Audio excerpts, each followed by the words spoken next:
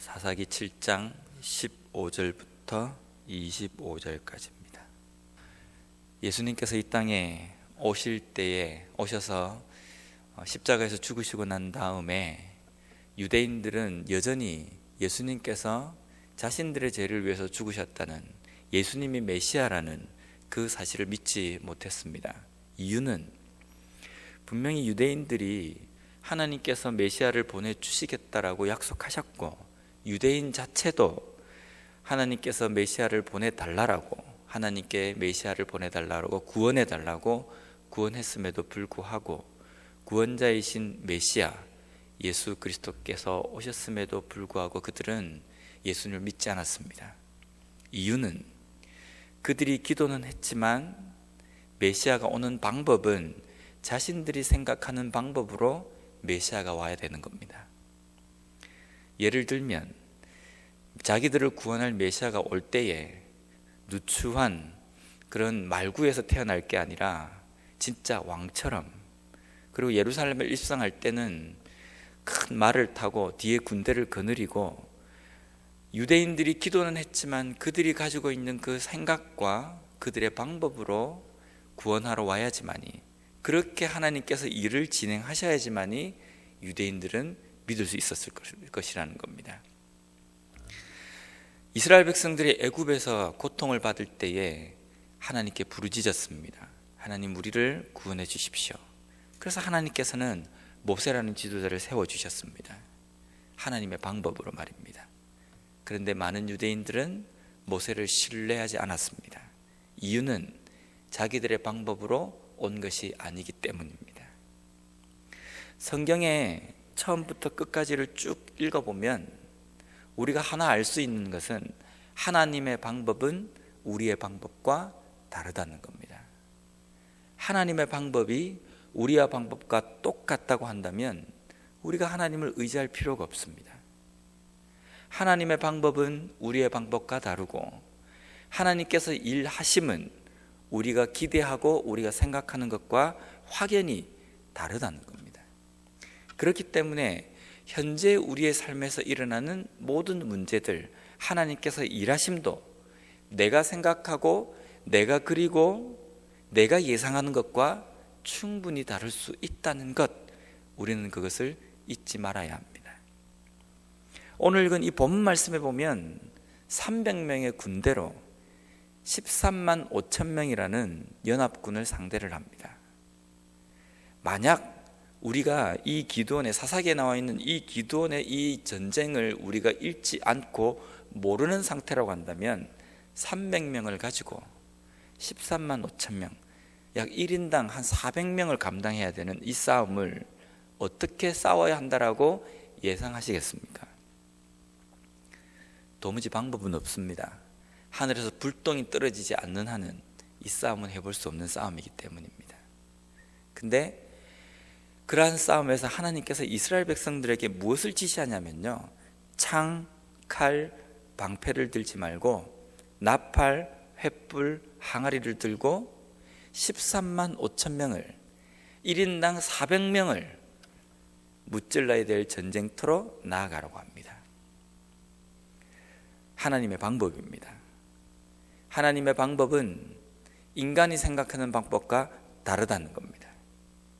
어쩌면 우리가 생각할 때, 그래 300명의 이 군사들에게 칼을 주시긴 주시는데 이 칼에는 그 당시에 없는 광선이 흘러서, 고압 전류가 흘러서 한 번 휘두르기만 하면 주위에는 한 10명 정도는 다 나가 떨어지는 그 정도의 그런 검을 주시고, 방패를 주시되 아주 가볍고 무엇이든지 막을 수 있는 그런 방패를 하나님께서 주시겠지. 아마 우리가 이 싸움에 대해서 예상한다고 한다면 그 정도로 예상할 수 있을 겁니다. 그런데 숫자도 되지 않는 이 군인들을 데리고 하나님께서 준비시키신 것은 횃불, 항아리, 그리고 나팔입니다. 칼과 창과 방패가 아니라는 겁니다. 그런데 이스라엘 백성들은 아무 군소리 없이 들고 가라는 대로 들고 갑니다. 순종입니다.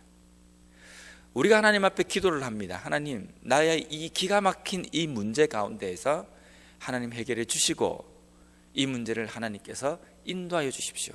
이 가운데서 나를 건져 주십시오. 나를 도와주십시오.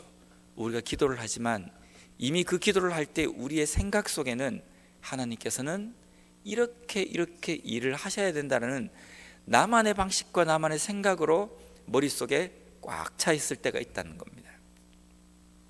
분명히 내가 어떻게 할 수 없는 문제 가운데서 하나님께서 하시라고 기도를 해놓고 우리의 머릿속에는 하나님의 방법이 아니라 내 방법을 꿈을 꾸고 있다는 겁니다. 그런데 우리가 기도를 한다고 한다면요, 우리에게 정말 중요한 것은 그때부터 내가 가지고 있는, 내가 가지려고 했던 창, 방패, 칼을 내려놓는 그 작업이 우선적으로 필요하다는 겁니다. 왜냐하면 그것은 나의 방법이기 때문입니다. 하나님께서 무엇을 들라고 말하시는지 그 말씀에 순종할 준비를 해야 된다는 겁니다.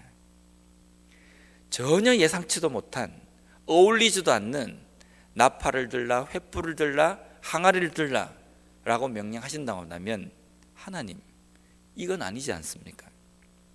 이 문제를 해결하려면 적어도 이건 아니지 않습니까?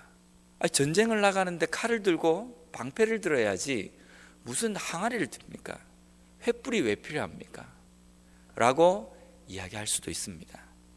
하지만 하나님의 방법대로 우리의 인생이 이제 진행되려고 하면 우리에게 필요한 것은 하나님께서 명령하신 것을 들 준비를 하는 것입니다. 내 인생의 기가 막힌 문제 내가 해결할 수 없어서 하나님 앞에 기도하지 않습니까? 우리 손으로 어떻게 할 수 없기 때문에 하나님의 도우심을 간구하지 않습니까? 그런데 그 간구하면서도 내가 어떻게 할 수 없음을 인정하면서도 우리는 우리의 고집을 버리지 못할 때가 많이 있다는 겁니다. 내가 가지고 있는 그 고집대로, 내가 가지고 있는 그 방법대로 하나님께서 하셔야 된다라고 우리는 그렇게 마음을 꽉 잡고 있을 때가 많이 있다는 겁니다.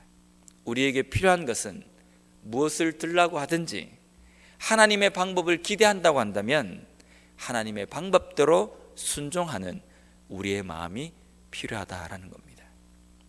두 번째로, 이 전쟁은 하나님의 전쟁입니다. 이스라엘 백성들의 전쟁이라고 말할 수 없습니다. 왜냐하면 이스라엘 백성들이 할 수 있는 일은 아무 일도 없기 때문입니다. 아무리 날고 긴다 하더라도 한 사람이 400명과 싸워서 이길 수 있겠습니까? 없습니다. 그래서 이미 이 전쟁은 이스라엘 백성들의 손에서 떠난 전쟁입니다. 그래서 이 전쟁을 하나님의 전쟁이라고 이름을 붙일 수 있습니다. 하나님의 전쟁에서는 이길 수 있는 방법은 300명이 하나님의 말씀 가운데서 하나님의 말씀을 중심으로 해서 하나로 똘똘 뭉치는 방법밖에 없습니다. 자, 우리 모두가 하나님이 어떤 말씀을 하시든지 순종하자, 하나가 되는 방법, 그 방법밖에 이 하나님의 전쟁을 이길 수 있는 방법이 없다라는 겁니다. 그럼 반면에 아군인 이스라엘 백성들의 진영에서는 300명이 하나로 똘똘 뭉쳐서 하나님의 명령에 순종하는 순종함이 있었습니다. 적군에서는 어떤 일이 일어납니까?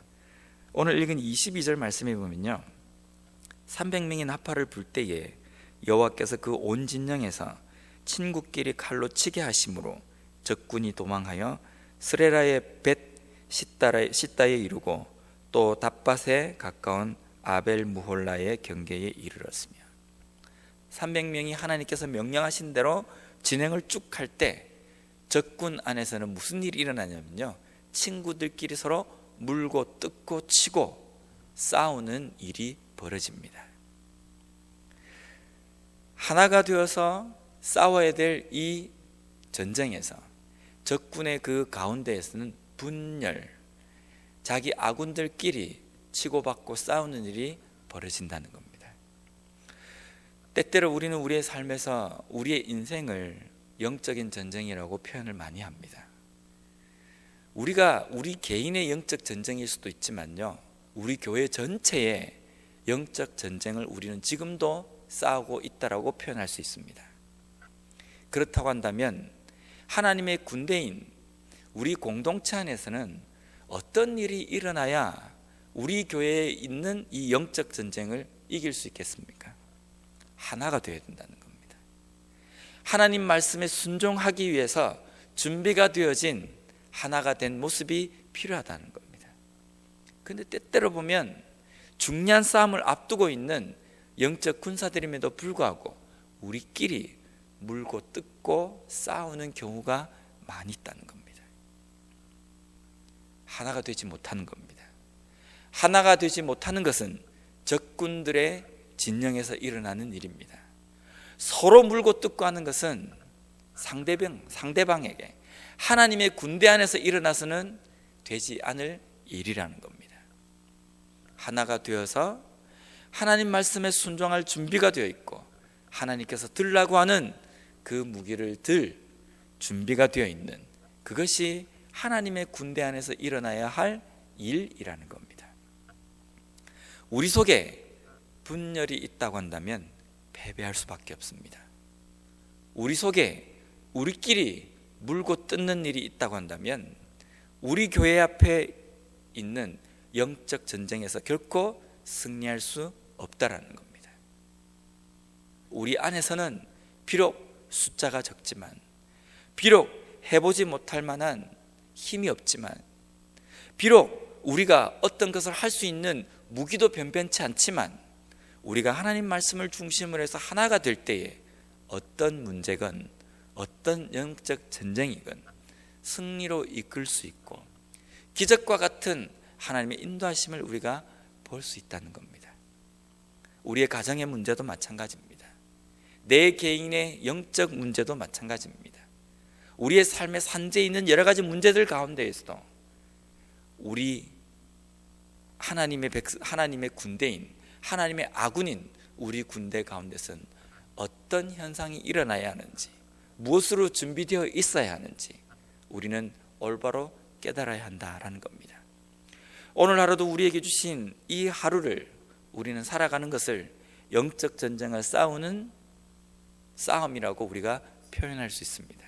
이 싸움에서 하나가 되고 하나님께서 무엇을 들라고 하든지 내 방법을, 내 고집을 내려놓고 하나님께서 들라고 하는 그것을 들 준비를 함으로 말미암아 내가 할 수 없는 이 영적 전쟁에서 하나님께서 어떻게 인도하시고 어떻게 승리로 이끄시는지 그것을 목격하는 정말 우리의 인생에서 한 번도 경험해보지 못한 기적과 같은 하루를 살아가는 우리 모두가 되었으면 좋겠습니다.